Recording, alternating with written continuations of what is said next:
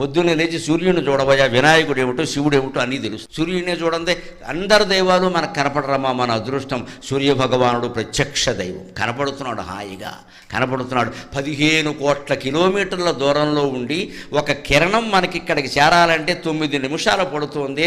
అంత 9 నిమిషాల్లో కొన్ని కోట్ల కిరణాలని భూమండలానికి అందించి భూమండలాన్ని అంతటినీ తేజోవంతం చేస్తున్న సూర్యుడికి ఎన్ని నమస్కారాలు చేస్తే రుణం తీరుతుంది. అందుకే హిందువులు కనిపెట్టిన ఒకే ఒక యోగాభ్యాసం సూర్య నమస్కారం. యువతరం అంతా అది చెయ్యాలి. జమ్ము కాదు పనిలే. డాబా మీద సూర్య నమస్కారాలు చేయి. అది కొనడు, 4 యంత్రాలు కొంటాడు, పైకి లేపుతాడు, కిందకి తీస్తాడు, 4 రోజులు వాడతాడు. 4 రోజులు అయ్యాక దాని మీద తువ్వాళ్ళును బనీన్లు ఆరేస్తాడు.